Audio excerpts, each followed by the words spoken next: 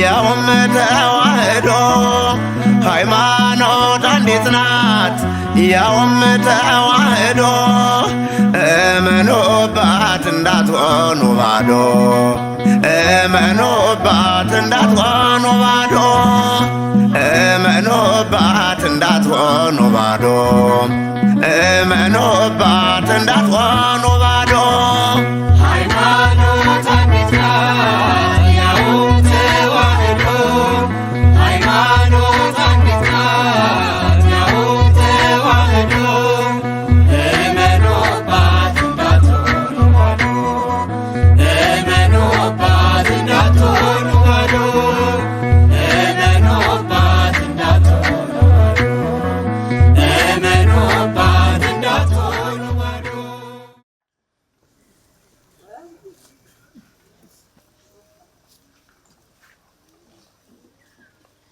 እንደምን አረፈዳችሁ?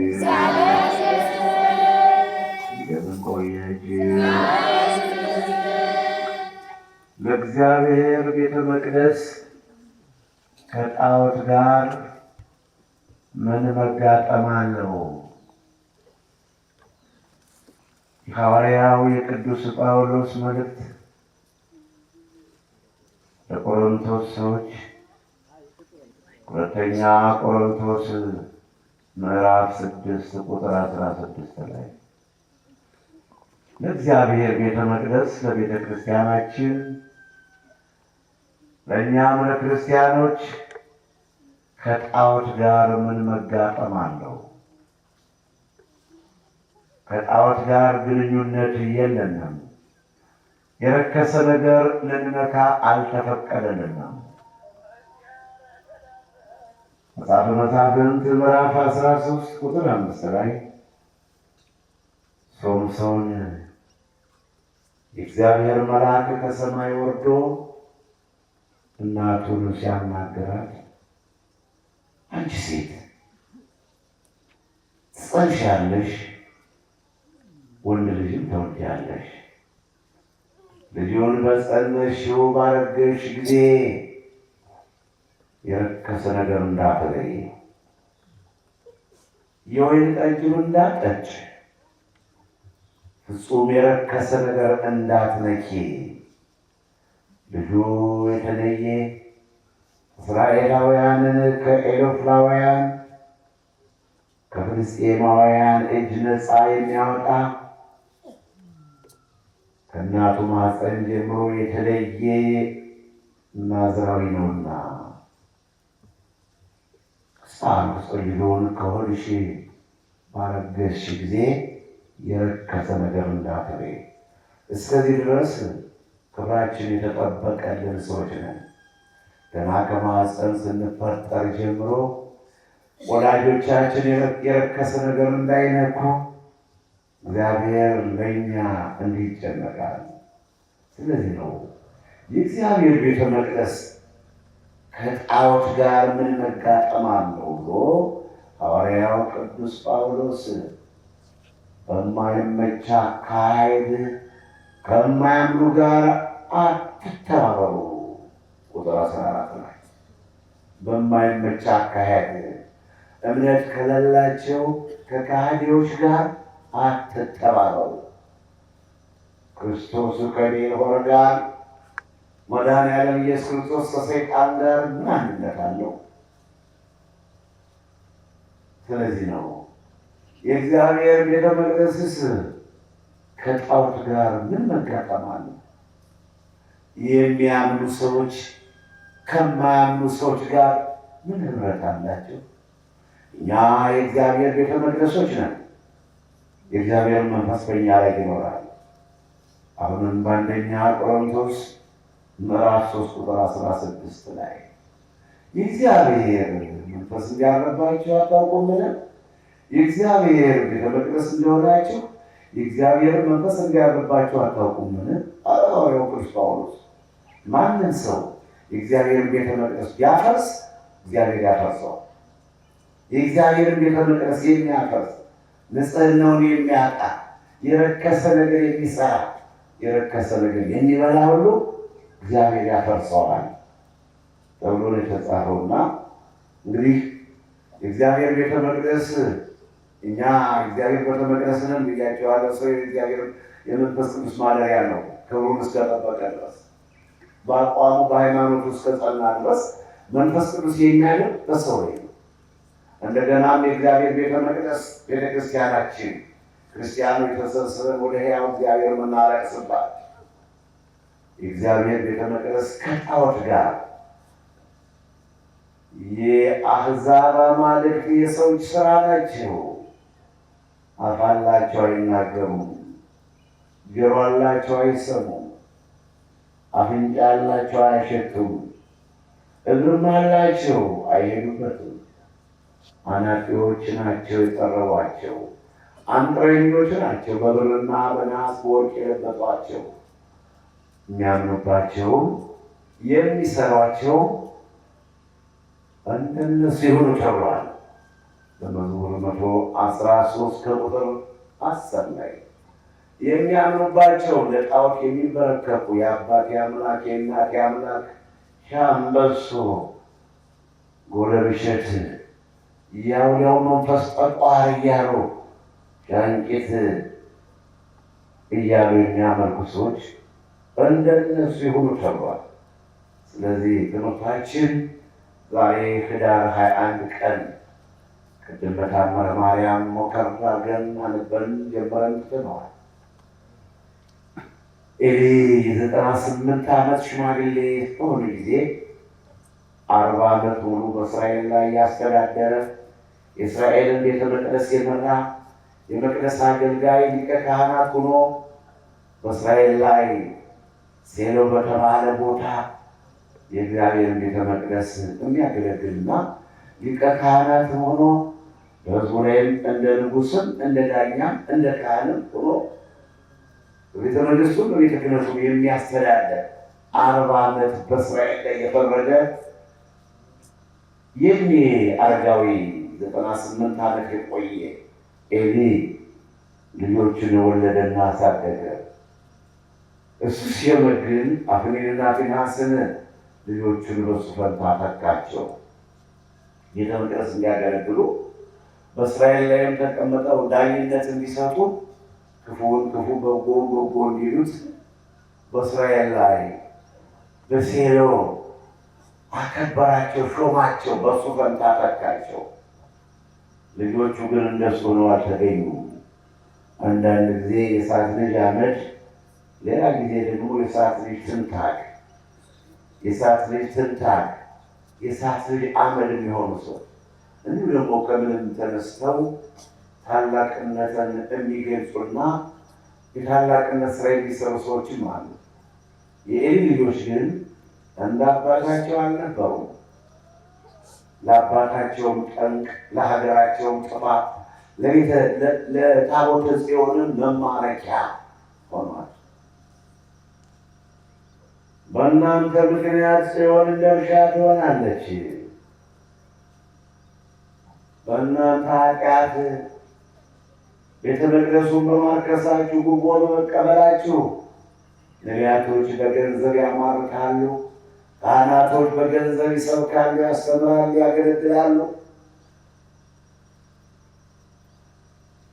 የሚመለከታቸው ሰዎች ደግሞ በሰው ላይ ያዳላሉ። ድሃና ሀብታም ክፉን ክፉ አይሉትም፣ በጎን በጎ አይሉትም። በእናንተ ምክንያት ጽዮን እንደ እርሻ ትሆናለች፣ ቤተ መቅደሱም የድንጋይ ክምር ይሆናል። ሚክያስ ምዕራፍ 3 ከቁጥር 11-12 ላይ በካህናት ኃጢአት ምክንያት ጽዮን እንደ እርሻ፣ በካህናት ኃጢአት ምክንያት ቤተ መቅደሱ ይረክሳል። ሌባ ገብቶ ሲወስደው ታቦቱን፣ ብራናውን፣ መጽሐፉን፣ ጅብ ገብቶ ከበሮውን ሲወስደው ምዕመናን መጥተው ቢጸልዩበት ጸሎት አያድርግ፣ ቢጠመቁበት ጸሎት አይፈውስ።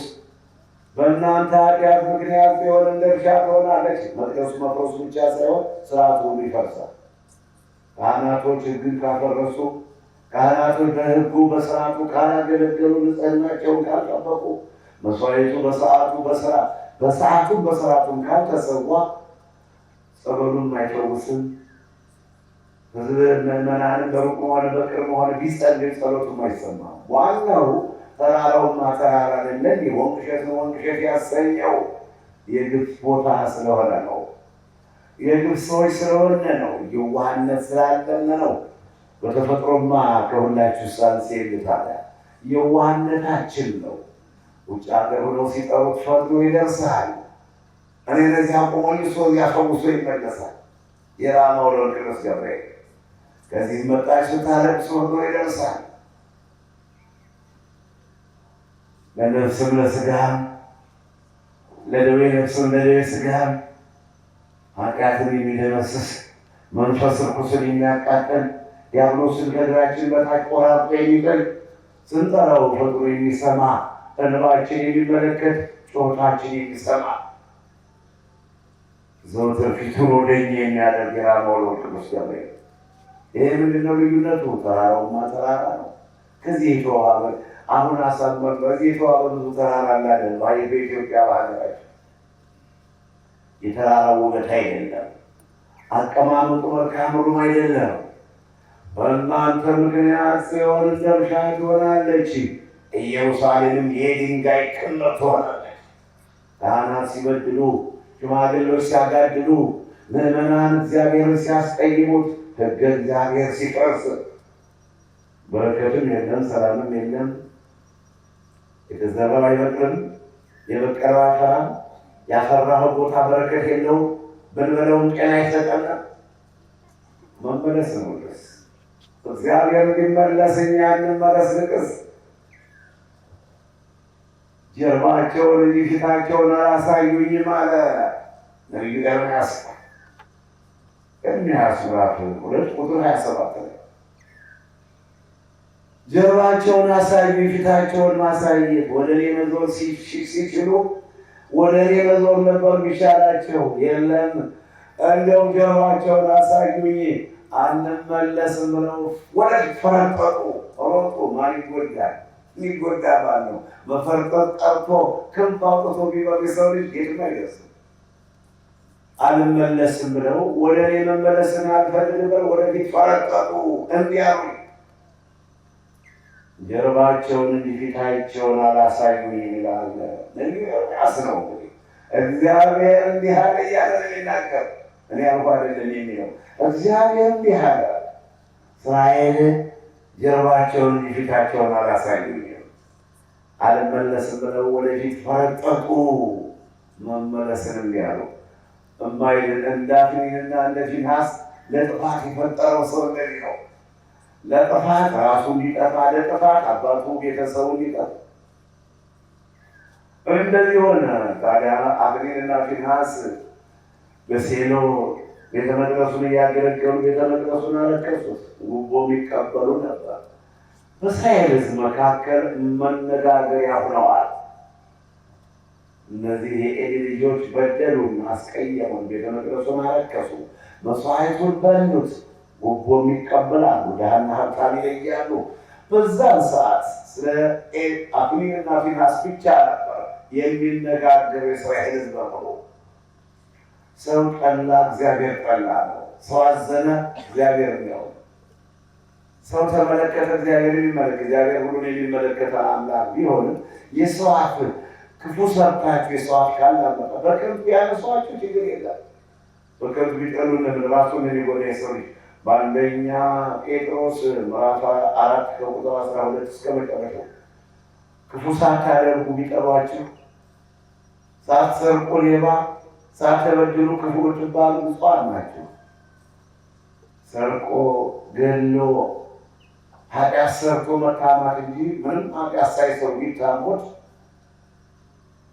ጌታ ኢየሱስ ክርስቶስም እንደኛ እንደዚሁ ያለምንም ኃጢአት ስላሰቃዩት እንደ ፈጣሪያቸው እንደ ኢየሱስ ክርስቶስ ያለ ኃጢአት መከራ ቢበዛባችሁ እናንተ ብፁዓን ናቸው፣ ደስ ይበላችሁ፣ ሐሴት አድርጉ ይላል። ዋናው በሰራችሁ ኃጢአት የምትታሙ ከሆነ ግን ኃጢአት የምትሰሩትን ነገር መተው። እንኳን ታምታችሁ እንኳን ሰው አንስቷችሁ እንደ አፍኒንና እንደ ፊንሐስ እንኳን ሰው አላምጧችሁ ዝም ብላችሁ ተውት። አይበጃችሁምና አይጠቅማችሁምና ያም ሲያዳምጣችሁ ያች ክፉ መጣች፣ ያ ክፉ መጣ፣ ያነጠ የውሸት መጣ። ሰው እንደደነበር ባያችሁ ቁጥር እንደደነበር በላይ ያለ ካልሆነ በቀር የሚጠጋችሁ የለም። በላይ ያለ ጥቅም ፈላጊ ካልሆነ በቀር ክፉ ጋር መቼም የኖር የሚፈልግ የለም። ስለዚህ የተዋሕዶ ልጆች የእግዚአብሔር ቤተ መቅደስ ከጣዖት ጋር ምን መጋጠም አለው? ሁለተኛ ቆሮንቶስ ምዕራፍ 6 ቁጥር 16 ላይ አፍኒንና ፊንሐስ በአንደኛ ሳሙኤል ምዕራፍ 2 ከቁጥር 12 ላይ የኤሊ ልጆች ምናምንቴዎች ነበሩ። እንደምን ቆያችሁ? ከዚህ ውስጥ ምናምንቴ እንዳለ ወደ ላይ የኤሊ ልጆች ምናምንቴዎች ነበሩ፣ ሕገ እግዚአብሔርን የማይጠብቁ ከሕገ እግዚአብሔር ጋር ተቃራኒዎች። በቃ እንደ ተክላይ ሃይማኖት ዘመን እንደነበረው ሰይጣን እንግዲህ እንደሰማነው እሑድ ቅዳሜ ከሆነ እሑድ ቅዳሜ ሰንበት ሲሆን ስራ ለስራ ይላል። መጠሪያ መንቀት ንፍረት ይላል። ዓርብ ረቡዕ ሲሆን ደግሞ ማሉ ይበላል። ማሉ ይበላል። በቃ ዓርብ ረቡዕ ይሄ ሕግን በቃ እንደዚህ አይነት ሰዎች አሉ። ለሕግ ተቃራኒዎች፣ መልካም ስራ የመልካም ስራ ጠላቶች አሉ። ስንቱን እንድናይ ስንቱን እንድንሰማ ሰምተን እንድንችል እግዚአብሔር ፈጠረን። መታደል እኮ ነው። ይሄ ሁሉ እንድንሰማ እንድናይ እኮ የፈቀደልን እኛ ነን። እድለኞች ነን። ከክፉ ጋር መኖር መታደል ነው። ከክፉ ጋር መኖር መታደል ነው። እግዚአብሔር አደላሎ እኮ ምንም ክፉ ሳያዩ የሚኖሩ ሰዎች አሉ። ሚስቱ ደግ ወይም ባሏ ጥሩ ሰው፣ ልጆች ጥሩ ሰው፣ ምንም ክፉ ሳያዩ እድሜያቸውን ይህን ክብር ብሎላቸው የሚኖሩ ሰዎች አሉ። አብርሃም አባታችን አሁን አብርሃምና ሳራ ደግ ናቸው። ልጅ በማጣት ሲያለቅሱ ኖረዋል። እሷ 90 ዓመት እሱ 100 ዓመት። ይሄን ማሳብ ይሄን ፈተና ያለ ፈተና የሚኖር የለም። እና ታዲያ እኛ ክፉ ጋር እንድንኖር የፈቀደልን አምላክ ክብር ምስጋና ይግባው። ግን ፈተናውን እንደሚያመጣው ለፈተናው ደግሞ መውጫ ይስጠን ጌታ። ክፉ እረፍት የለውም። ክፉ ቢመቸው ተረከዝን መንከሱ አይቀርም። መርዝን ይነፋል። እንደቆመ ወይም እንደተቀመጠ ላስቀረው፣ እንደቆመ ላስቀረው፣ እንደተቀመጠ ላስቀረው ማለት አይቀርም። ስለዚህ እኛም ይሄን ፈተናው ጥሩ ነው ብለን እንቧብረን መተኛት የለብንም። ሰይጣን እኛን ለማፍረስ እንደሚተገው እኛ ደግሞ አፍራሻችን ሰይጣንን ለማፍረስ መጠንከር አለብን። ይሄ ነው ዋናው ዓላማው እንጂ እኔን እያልሽ ዝም ብትይ ያቀምስሻል። ሰይጣን ገል የለምና እረፍት የለውም። የሚፈታተረን ክፉ መንፈስ እንቅልፍ የለውም። በተለይ እኔ በተለይ ሸፍ የሚፈታተን ጥይት ነው። ሌሎች እንደዳማ ሌሎች የጠረሩ ቦታዎች ለምንድን ነው እኛ እንደ በሽታውም እኮ ዛሬ ሌላ ቦታ እየተጠበቀ ነው። እንደ በሽታውም እኮ ፈተና ላይ በዛብን ነው። ሰው ይገባኛ ምን አገባል? በሽታው ይገባ በሽታው ነው። በሽታ ገባ ዮሐንስ የቅዳም ሶርገት ትዛያችሁ ነው። ቅዳም ሶርገት በተደላደለ በሰላሙ ቦታ ላይ በሰላሙ ቦታ በሰላሙ ቦታ ተጠንቅቀን መጋቢት 12 ያስወጣነውን ህዝብ ዮሐንስም ወይ ወንቅሸት ብለው በከትጋት ማምርት ሌሎቻቸው ጋር እንዲህ ብለው ረዳ ተብሎ የሚባለው በቴሌቪዥን ሳይተላለፍ ስማቸውን እናጥፋው ተበልክ። ስለዚህ ነው ሰው ማናስገባው እኛ። ሰው ቢገባ ታዲያ ታዲያ ሰው ለምንሞት ምንድን ነው ችግር? ከሞት ስለምንሞት ሰው ቢገባ ምንድን ነው? ጠላት ስለከበበን ነው። አሁን ተጠንቅቀን ይህን የሚያስተካክል ሰው ሊኖር ከሚመለከታቸው ሰዎች ሂዶ ሁልጊዜ ውሸት የሚከሰት ምንድን ነው? በዚህ ሰዓት አሁን ይህና እናንተ እየተሰለለ እየታደለ ነው። ይህን እናንተ የምንጠፋበትን ያመቻቻ ሴት ይሞክራል። እግዚአብሔር ይገስጸው፣ እግዚአብሔር ያሳፍረው። አሁን በዚህ ሰዓት ሰላምን ውደት አየ። በዓለሙ አንድ አዲስ ነገር ሲመጣ የኛንም አብረን ያስገባል። ይሄ መንግስት ራሱ ይሄንን ነገር አንድ ጊዜ 2 ጊዜ 3 ጊዜ አይቶ የሚመለከታቸው ሰዎች እንዲህ አይነት ወሬ የሚያወሩትን ሰብስቦ ማስገባት። ይህ ነው አስተዳደር። እንዲህ አይነት ወሬ ሁልጊዜ ስለሆን እሸት ምንድን ነው? 18 ዓመት መከሰስ ከሆነ 18 ዓመት የሚከሱትን ሰብስቦ ማስገባት ነው ህግ ማለት። እስካላደረጉት ድረስ ይተው ከሚመጣውን እንጠብቃለን። እኛ ደግሞ ይሄ አሁን ከእናንተ አንዷ አንድ ቀን ታወይኛለሽ ወይም አንድ ያመጡ ያውንኔ አወራኛል አንድ ቀን አደምጠዋለሁ። ምንም ይሁን ምንም አሰማዋለሁ። ምን ይደረግ የማይሆን ነገር ግን ሰማዋለሁ። ዝም ብሎ ድንገት ያልሆነ ነገር ላይነግረኝ ይችላል ብዬ ሰማዋለሁ። ሁለት ቀን ይደግመኛል። ትንሽ ከርከባል። በሶስተኛው ይህች ልመጣ ማለት ይቀርማል።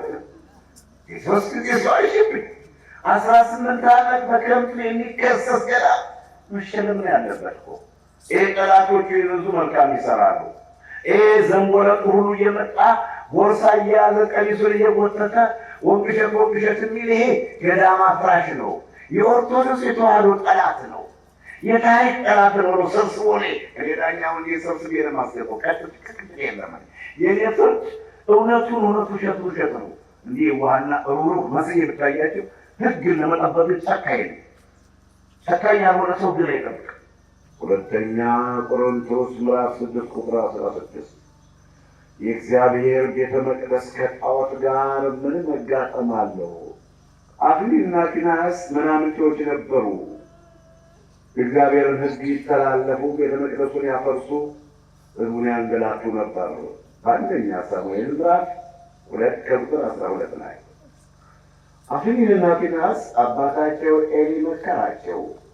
ወገኖቼ ሆይ ልጆቼ ሆይ አላቸው። አሁንም በአንደኛ ሳሙኤል ምዕራፍ 2 ቁጥር 22 ላይ የእስራኤል ሕዝብ እናንተን ያማችኋል፣ ያላምጣችኋል፣ ክፉ ወሬ ያወራባችኋል። እባካችሁ ሰውስ ከሰው ጋር ቢጣላ እግዚአብሔር ይቅር ይለዋል።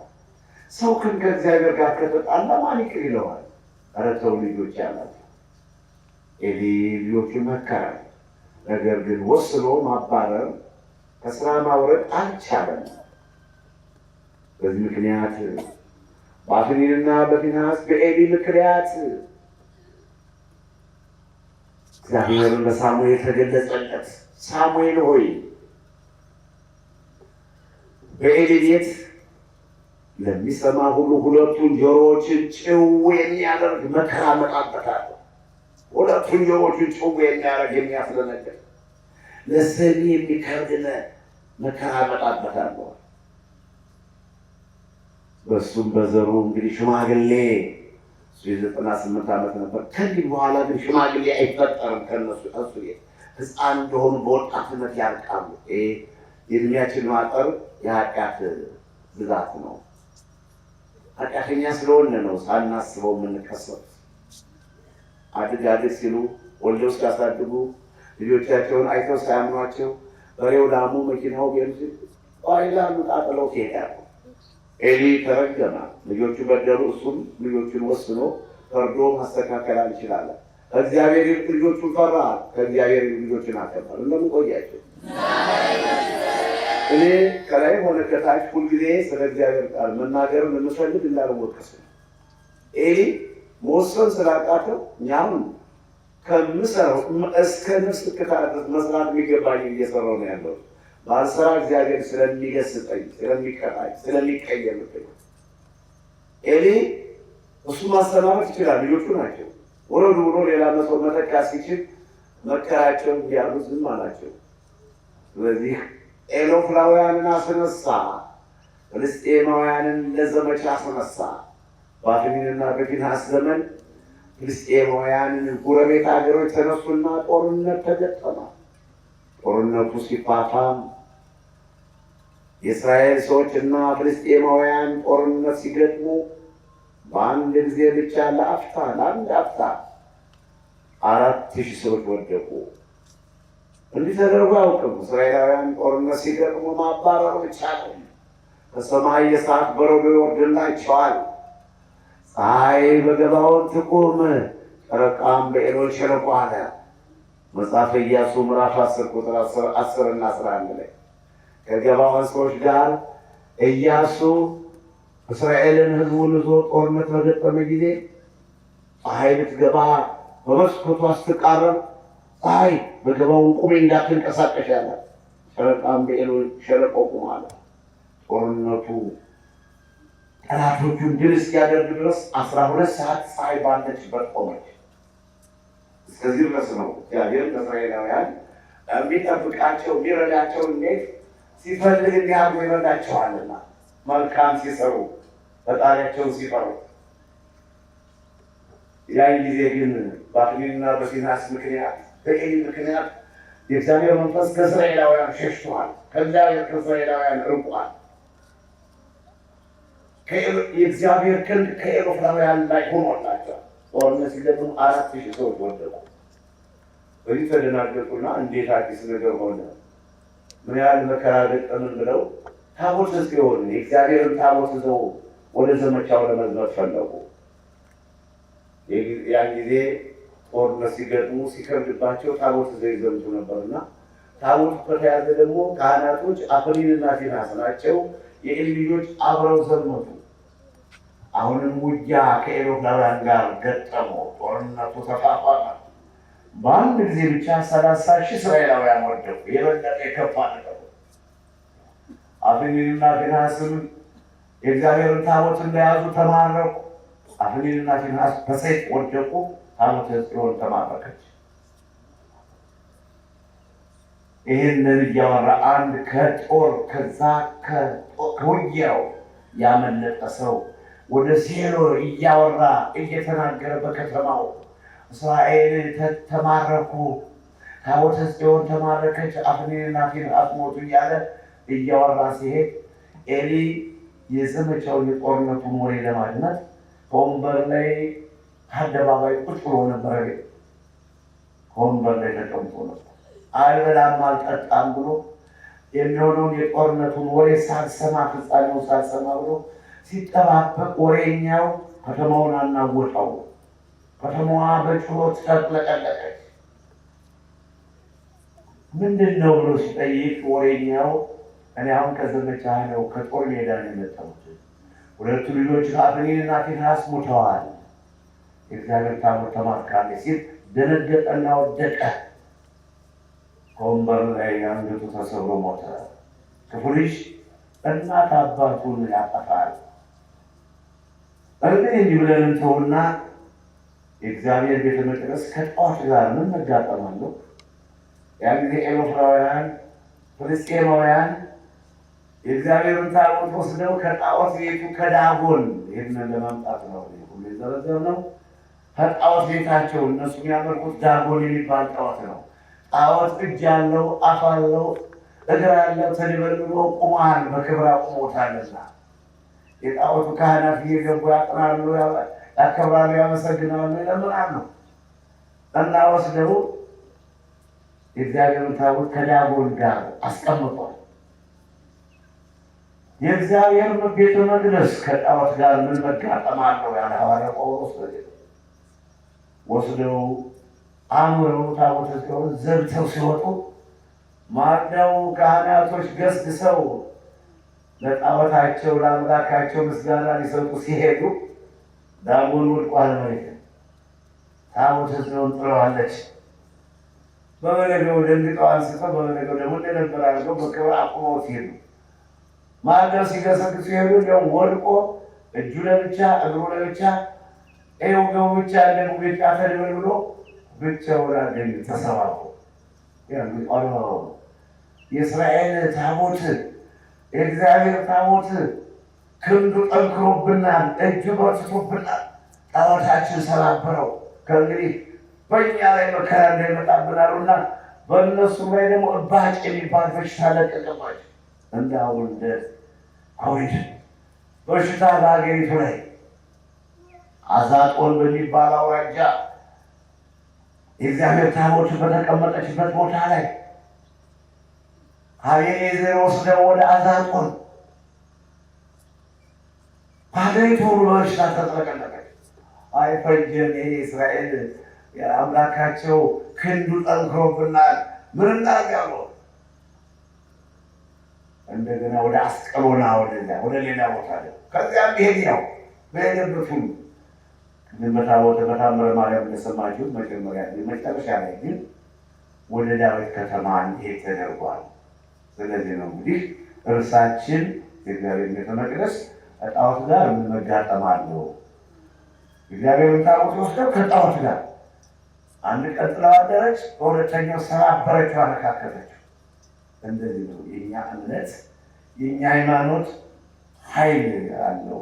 የምታዩት ነው። ዝም ብሎ ወቅት ያመጣውን እንደ ሸሚዝ እንደ ካልስ እንከተላለን ብትሉ ጥፋት ነው። እውነተኛው ሃይማኖት ይችላል። ከዚህ በኋላ ደግሞ ታቦተ ጽዮንን ዳዊት ይዞ ሲሄድ ዳዊት ይዘምር ነበር። ንጉሥ ነው፣ ነገር ግን ይዘምር ነበር። ሜልኮል ግን የዳዊት ሚስት እንዴት ንጉሱ በእስራኤል ቆንጃጅቶች መካከል ይዘምራል ብላ ደግሞ አማጭ ሰደረች። ልጅ ሳትወልድ መካን ሆና ቀርታለች። ልጅ አልወለደችም።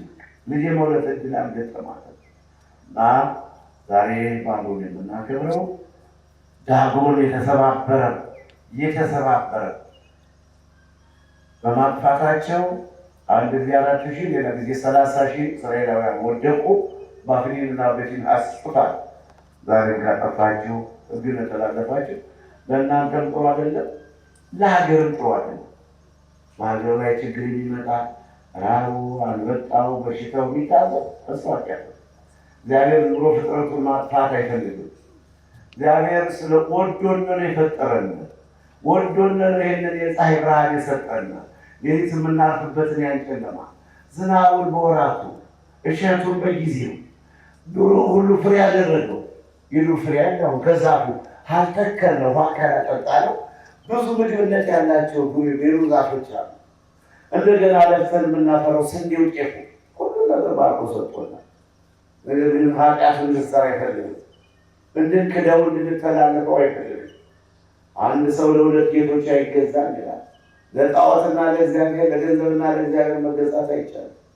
በዚህ በጎን የአባቴ አምላክ እያላችሁ የእናቴ አምላክ እያላችሁ ሰይፉ ጨንገር ሻይቅል እያላችሁ በዚህ እግዚአብሔር ብትሉት እግዚአብሔር አምላካችን ቀናተኛ አምላክ ነው። ይሄ ለእግዚአብሔር ቀናተኛ የሚለው ስሙ ነው። አምላካችን ቀናተኛ አምላክ ነው።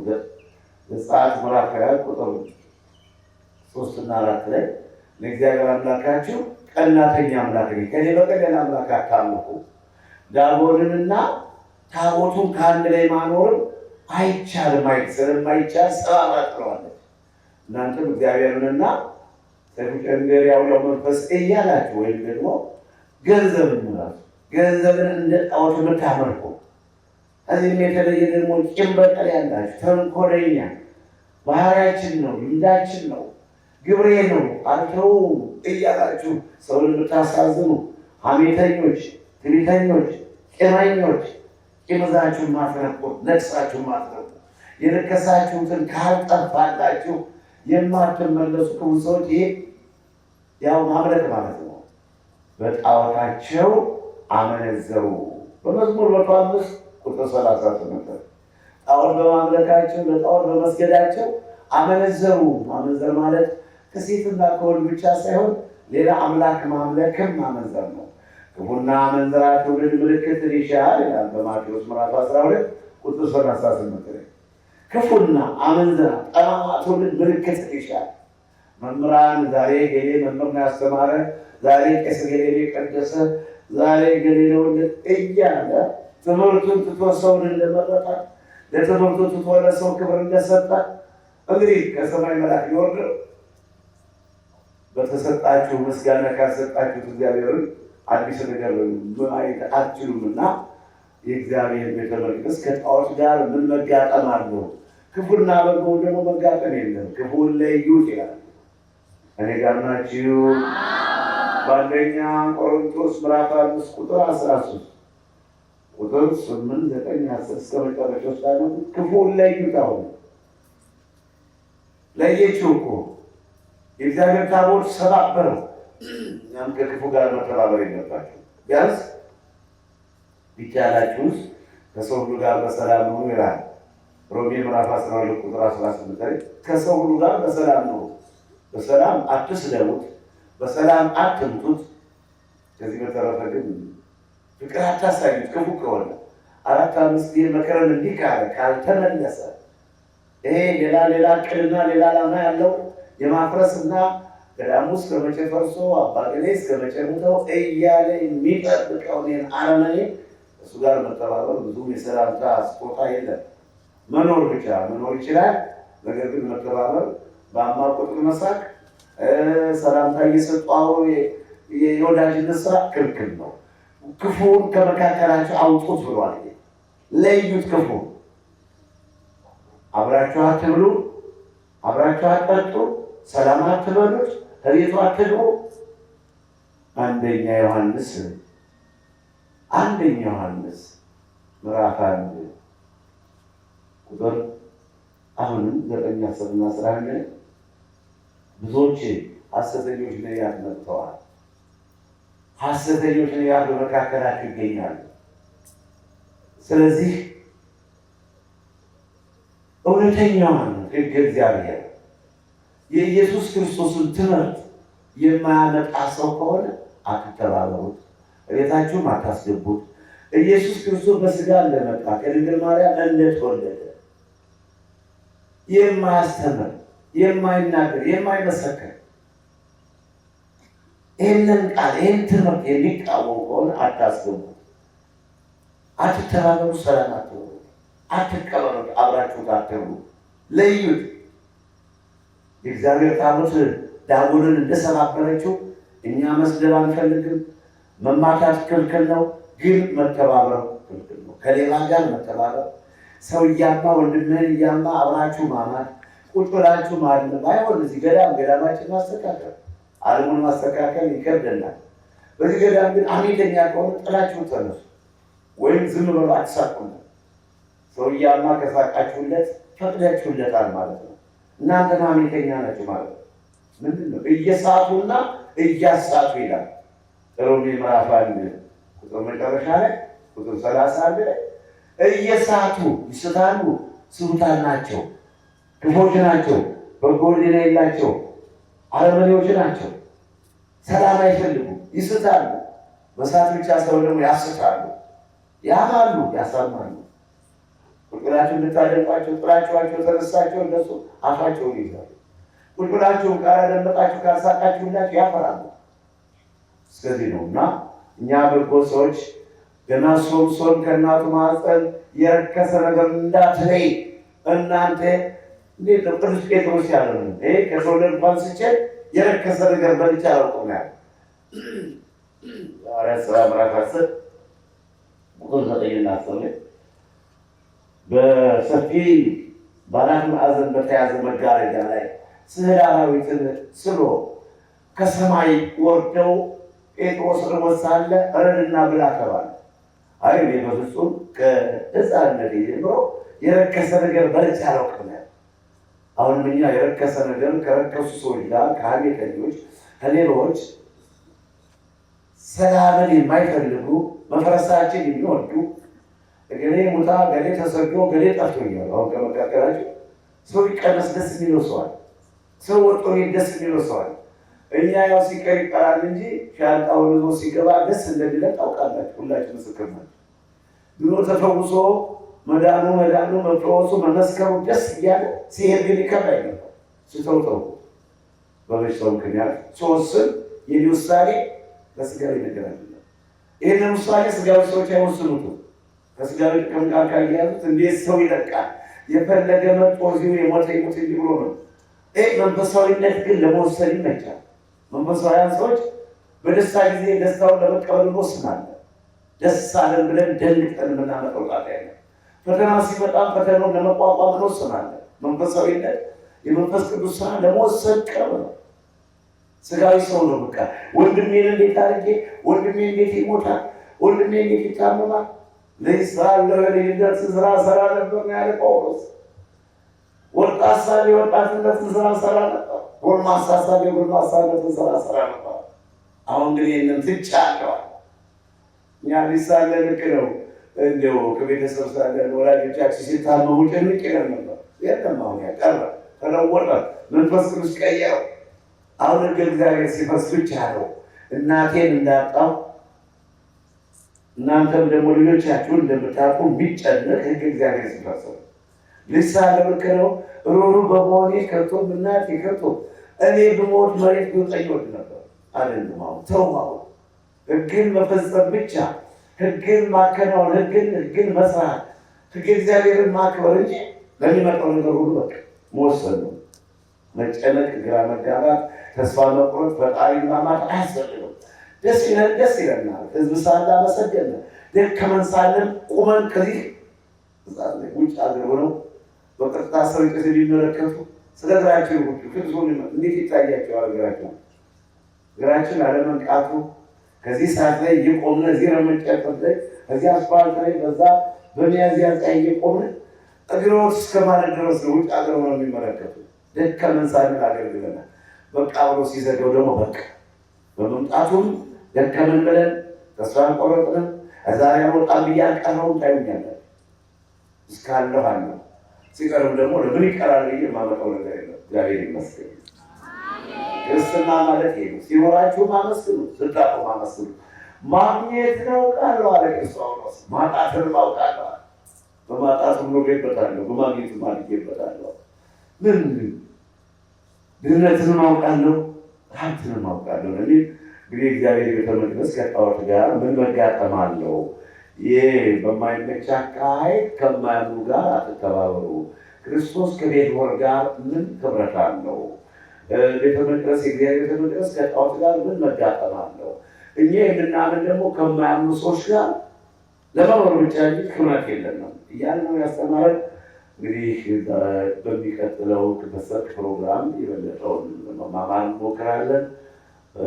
ያስተማረን የመከረን የገሰጸን አምላክ የተመሰገነ